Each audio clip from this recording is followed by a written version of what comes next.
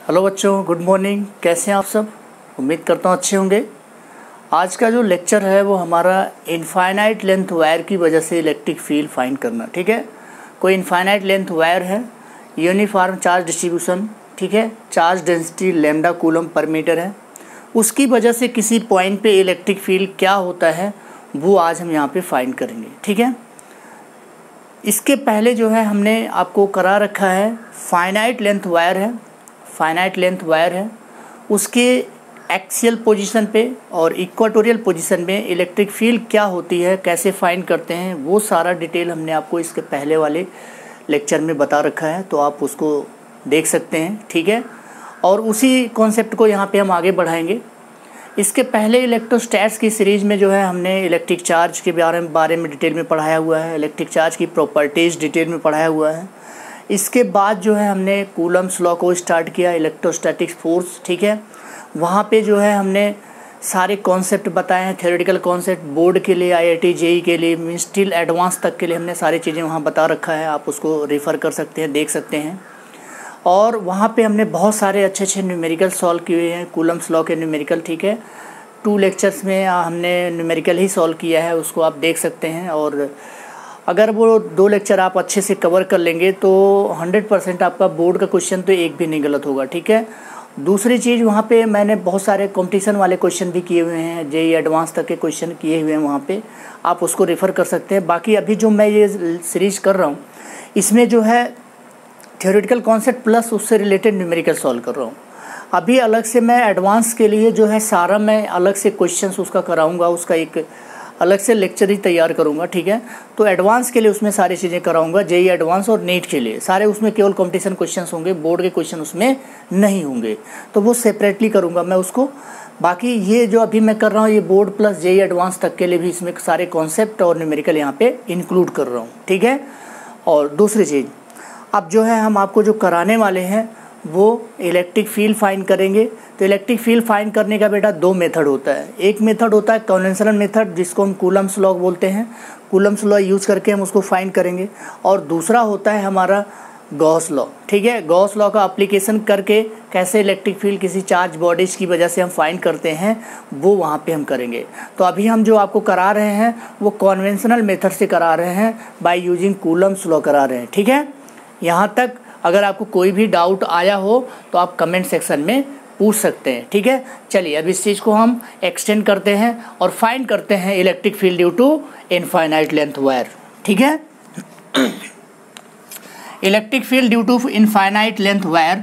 तो पहले आप इनफाइनाइट लेंथ वायर कैसे बनाएंगे, ऐसे बनाएंगे, इसको क्या कर दीजिए आप, ऐसे डॉट डॉट कर दीजिए। ठीक है, इससे क्या पता लग जाएगा कि ये जो वायर है ये यहाँ तक नहीं है, ये इनफाइनाइट तक है। मान लीजिए इधर माइनस इनफाइनाइट ले लीजिए और इधर प्लस इनफाइनाइट ले लीजिए, इस तरह से वायर आपका फैला हुआ है। अब इस वायर की वजह से किसी पॉइंट पे, यहाँ मान लीजिए इस पॉइंट पे आपको, इस पॉइंट P पे आपको इलेक्ट्रिक फील्ड फाइंड करना है। क्या फाइंड करना भाई, आपको इलेक्ट्रिक फील्ड फाइंड करना है। और बाय यूजिंग गॉस लॉ से नहीं करना है, बाय यूजिंग कन्वेंशनल मेथड से करना है, कूलम्स लॉ से करना है। जब गॉस लॉ आएगा तो वहाँ पे भी इसको मैं कराऊंगा, अभी कूलम्स लॉ से करते हैं। ठीक है, इसकी जो डिस्टेंस है यहाँ से वायर की, जो ये पॉइंट की जो डिस्टेंस है वायर से वो R है, और इस पॉइंट P पे आपको इलेक्ट्रिक फील्ड फाइंड करना है।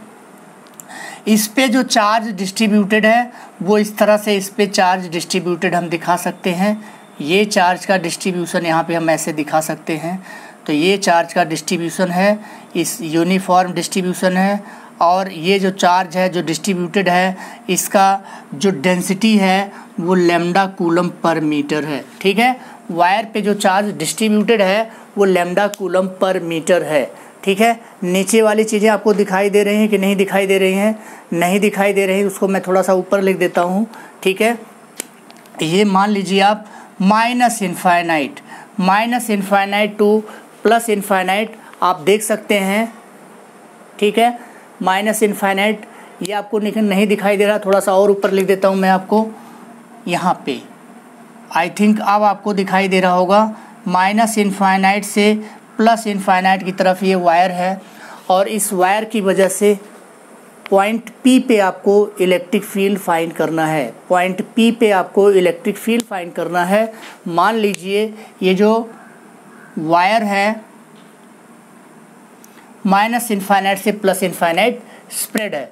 अब पॉइंट P पे इलेक्ट्रिक फील्ड फाइंड करना है। फिर से मैं आपको बता दूं, अगर आप प्रीवियस लेक्चर आप देखे होंगे तो बहुत आसान लगेगा आपको, बहुत इजीली आप इसको सॉल्व कर लेंगे, क्योंकि प्रीवियस लेक्चर में हमने सारे डिटेल में बताया हुआ है कैसे इसको हम फाइंड करेंगे। ठीक है, स्टेप बाय स्टेप उसको हमने एक्सप्लेन किया हुआ है। चलिए अब इसको हम बताते हैं। सबसे पहले देखो यहाँ पे क्या है, ये एक डिस्क्रीट चार्ज सिस्टम नहीं है, ये एक पॉइंट चार्ज सिस्टम नहीं है, एक पॉइंट चार्ज नहीं है। ये क्या है, एक कंटिन्यूअस चार्ज सिस्टम है। मींस चार्ज इस पे कंटिन्यूअसली डिस्ट्रीब्यूटेड है, कंटिन्यूअसली डिस्ट्रीब्यूटेड है। तो इसको डायरेक्टली हम फाइंड नहीं कर सकते, इस पे डायरेक्टली हम फाइंड नहीं कर सकते। इसके लिए हमें integration means calculus method use करना पड़ेगा यहाँ पे। ठीक है, चलिए देखते हैं अब इसके लिए हम क्या करते हैं। ये पूरी लेंथ है, ठीक है, इनफाइनाइट लेंथ है, हमको पता ही नहीं इनफाइनाइट लेंथ कितना है, बट इसमें चार्ज डेंसिटी, चार्ज डिस्ट्रीब्यूशन दिया हुआ है lambda coulomb per metre. Means 1 metre, 1 unit length पे जो चार्ज डेंसिटी है वो क्या है, लैम्डा कूलम है। तो इतनी यूनिट लेंथ पे कितना होगा, लैम्डा से उसको मल्टीप्लाई कर देंगे। ऑलरेडी हमने बता रखा है चार्ज डिस्ट्रीब्यूशन सिस्टम में। ठीक है, चलिए अब हमने क्या किया, यहाँ पे हमने एक डिफरेंशियल एलिमेंट सेलेक्ट किया। क्या किया भाई, यहाँ पे हम एक डिफरेंशियल एलिमेंट यहाँ पे हमने सेलेक्ट कर दिया। और ये डिफरेंशियल एलिमेंट यहाँ से कितनी डिस्टेंस पे हमने इसको ले लिया है, ये डिफरेंशियल एलिमेंट मान लीजिए हमने y डिस्टेंस पे ले लिया हुआ है। अब इसको इससे मिला दीजिए, इसको इससे मिला दीजिए। ठीक है, ये और ये जो डिफरेंशियल एलिमेंट है, मान लीजिए ये जो एंगल यहाँ पे बना रहा वो थीटा एंगल बना रहा, थीटा एंगल बना रहा। तो जो इलेक्ट्रिक फील्ड होगा वो इसी लाइन में, और वो क्या होगा, DEP होगा इसी डायरेक्शन में। ठीक है, ये ऑलरेडी मैं बता चुका हूँ। और ये जो लेंथ है ये कितना है, dy है। इस पे जो चार्ज है वो कितना हमने ले लिया, dq ले लिया। ठीक है, ये y है, ये r है। तो क्या आप बता सकते हैं इसकी जो लेंथ हो जाएगी वो r² प्लस y² का अंडर रूट हो जाएगी कि नहीं भाई, हो जाएगी ना। ठीक है, अब देखिए अब तो DEP यहाँ पे क्या हम फाइंड कर सकते हैं, ठीक है। तो उसी तरह से प्रोसीड करते हुए जैसे पहले हमने किया हुआ है। Let us we consider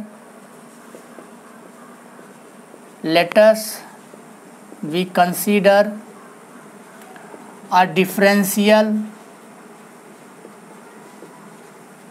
element at which charge will be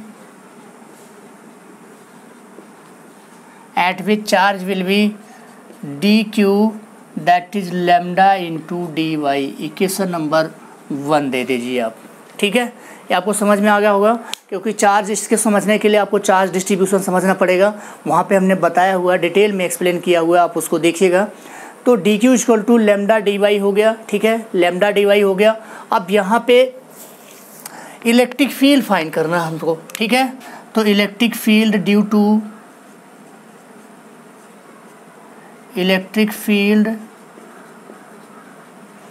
to differential charge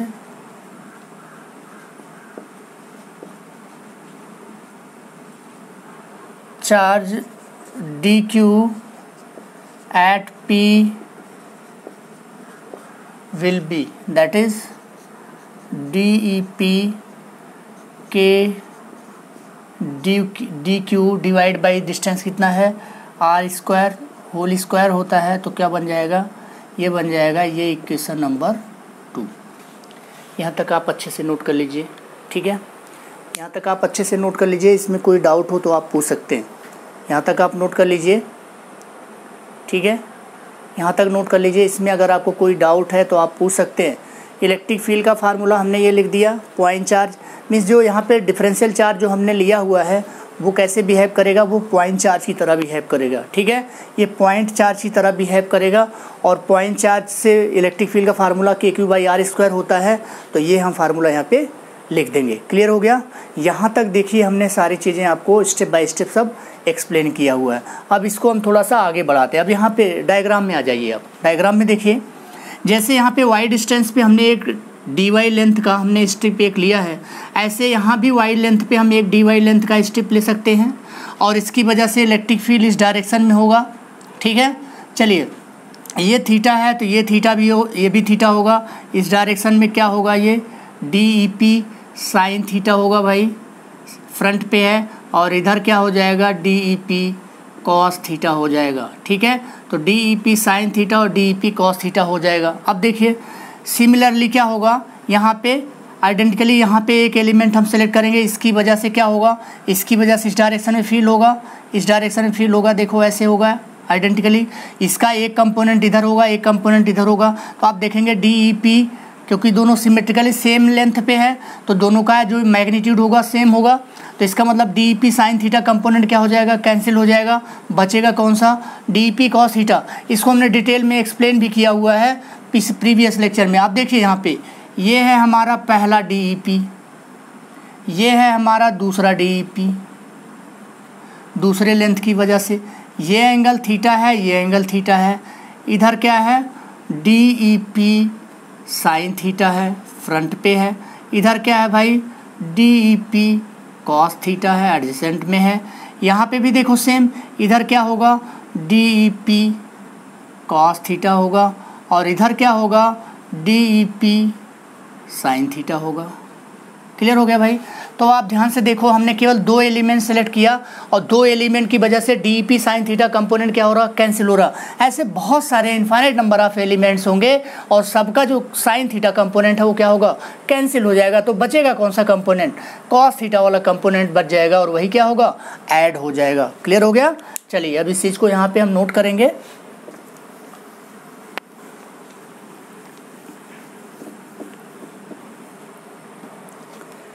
In this case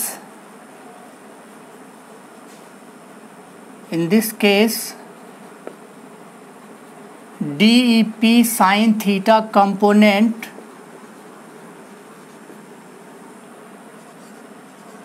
gets cancelled out and DEP cos theta gets added up. क्या हो जाएगा भाई, ऐड हो जाएगा। ये कंपोनेंट कॉस थीटा ऐड हो जाएगा तो नेट फील्ड क्या होगा, so net electric field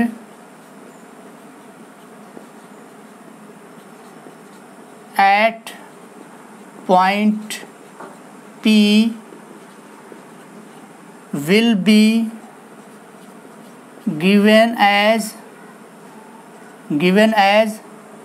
EP and that is nothing just क्या होगा भाई, यहाँ पे EP क्या होगा, जो DEP cos थीटा कंपोनेंट है उसी का क्या होगा, इंटीग्रेशन हो जाएगा। आप इस चीज़ को अच्छे से समझ लीजिए, इसको आप देख लीजिए, DEP cos थीटा का इंटीग्रेशन हो जाएगा। EP जो आएगा वो DEP cos थीटा का इंटीग्रेशन हो जाएगा। आप DEP की वैल्यू आपने इसके पहले लिखा था तो उसको आप नोट कर लीजिए। क्या आ जाएगा, EP is equal to K lambda D Y divide by R square plus Y square और फिर कॉस थीटा की वैल्यू देखो भाई, कॉस थीटा आएगा R by this means R divide by R square plus Y square power 1/2। आप ध्यान से देखिए यही चीज़ आएगा क्या। और लिमिट आप देख लीजिए, लिमिट कहाँ से कहाँ तक है भाई, y कहाँ से कहाँ तक, माइनस इनफाइनाइट से प्लस इनफाइनाइट तक, माइनस इनफाइनाइट से प्लस इनफाइनाइट तक, यही इसका लिमिट हो गया। नोट कर लीजिए आप इसको नोट कर लीजिए। दिखाई दे रहा है क्या भाई, दिखाई दे रहा है, नोट कर लीजिए। माइनस इनफाइनाइट से प्लस इनफाइनाइट ये लिमिट होगा। अब इसको मैं इंटीग्रेट करने जा रहा हूँ, आप अच्छे से देखिए, इसको इंटीग्रेट करने जा रहा हूँ।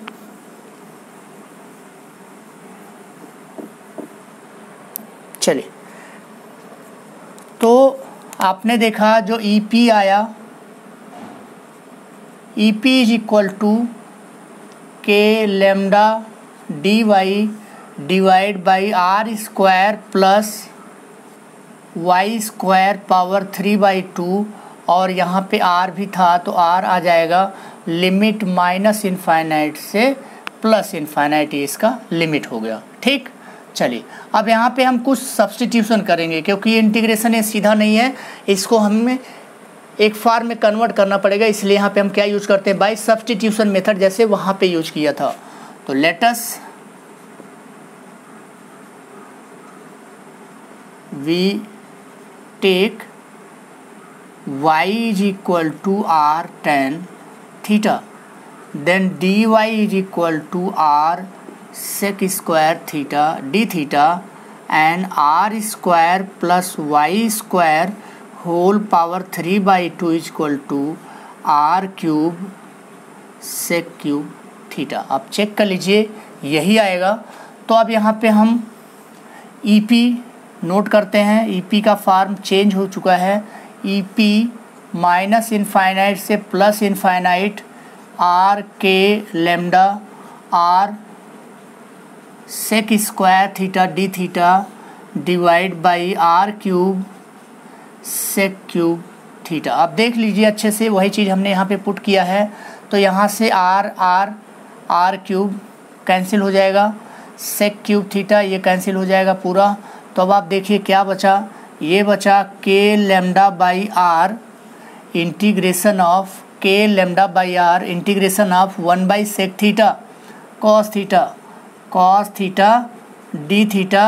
और आप ध्यान से देखो, हमने आर टेन थीटा लिया है, तो लिमिट भी यहाँ पे y की वैल्यू माइनस इनफाइनाइट तो -π/2 आ जाएगा, और y की वैल्यू इनफाइनाइट तो π/2 आ जाएगा। क्यों? क्योंकि tan थीटा माइनस इनफाइनाइट पे, माइनस इनफाइनाइट किस पे होता है, -π/2 पे, इनफाइनाइट किस पे होता है, +π/2 पे। तो लिमिट माइनस इनफाइनाइट से प्लस इनफाइनाइट वाली चेंज हो जाएगी, और वो -π/2 टू +π/2 होगा। ठीक है, आप यहाँ पे पुट करके देख सकते हैं। तो अब ये आ जाएगा हमारा के लेमडा बाई आर। आप देखिए यहाँ पे साइन थीटा आ जाएगा, साइन थीटा -π/2 टू π/2। इसको आप सॉल्व कर सकते हैं। सॉल्व करने के बाद आप देखेंगे this becomes twice k lambda divide by are. तो this is very important formula. EP जो चाहिए था हमको, इलेक्ट्रिक फील्ड कितना आएगा वो हमको पता लग चुका है। Electric field EP that is twice k lambda divide by are. अच्छे से देखिए, बहुत इंपॉर्टेंट फार्मूला है। तो EP कितना आ गया, twice k lambda by are. देख लीजिए पूरा, कोई भी डाउट हो तो पूछ सकते हैं।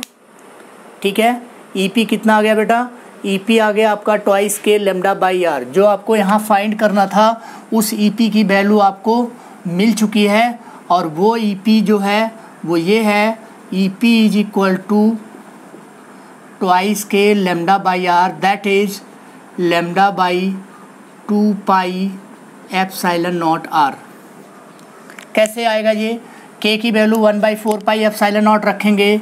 k की वैल्यू जब 1/4π एप्सिलॉन नॉट रखेंगे तो 4 ऊपर 2 है तो क्या होगा, कैंसिल हो जाएगा, और lambda by 2π epsilon naught r आ जाएगा। बहुत इंपॉर्टेंट है। इसके पहले आपने देखा था पॉइंट चार्ज की वजह से 1/r² के प्रोपोर्शनल था, और इस बार क्या आया, 1/r के प्रोपोर्शनल है। तो this is difference between point charge and line charge distribution. This is difference between point charge and line charge distribution. आप इसको अच्छे से आप देख लीजिए, नोट कर लीजिए। इसको मैं मिटाने वाला हूँ, थोड़ा सा इसका और है, इसके बाद मैं नेक्स्ट करूँगा electric field due to finite length wire at any random point. किसी रैंडम पॉइंट पर फाइंड करेंगे और उसको यहाँ पे नेक्स्ट लेक्चर में करेंगे। ठीक है, तो अभी इसमें थोड़ा सा और बाकी है, इसको आप नोट कर लीजिए। ग्राफिकल रिप्रेजेंटेशन, ये दोनों ही इम्पोर्टेंट है भाई, पूछा जाता है।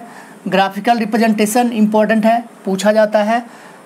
तो देखिए ग्राफिकल रिप्रेजेंटेशन में आपने देखा कि जो इलेक्ट्रिक फील्ड EP है वो आया twice k lambda divide by r, that is also equal to lambda by 2π epsilon naught are.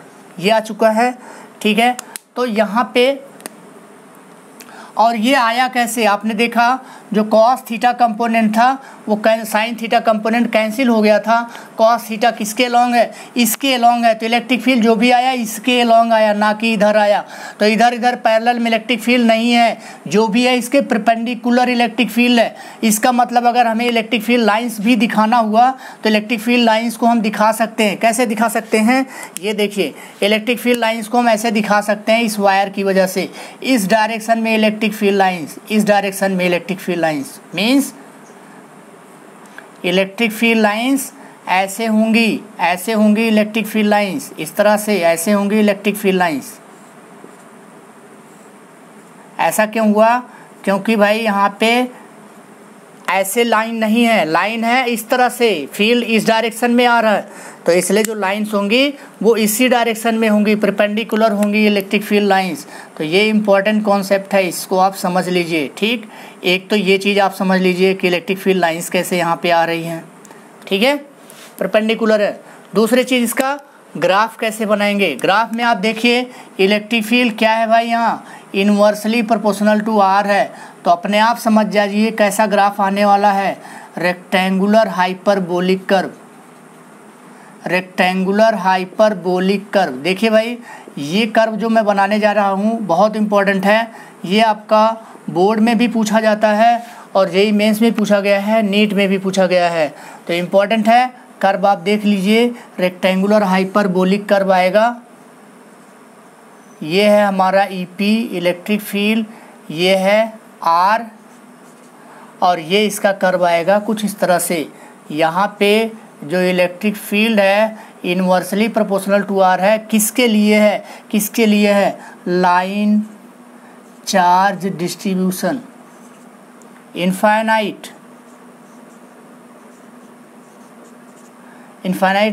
Line charge thread और वायर और रॉड। तो इन सब की वजह से जो ग्राफ आएगा वो ग्राफ कुछ इस तरह से आएगा, इसको आप अच्छे से देख लीजिए, इम्पोर्टेंट है, पूछा जाता है, इसको आप नोट कर लीजिए, ठीक है, इसको आप नोट कर लीजिए, इसमें कोई डाउट हो तो आप पूछ सकते हैं। तो अगर आपको अच्छा लग रहा हो तो प्लीज़ इसको लाइक करें, सब्सक्राइब करें, and thank you for watching this, have a nice day.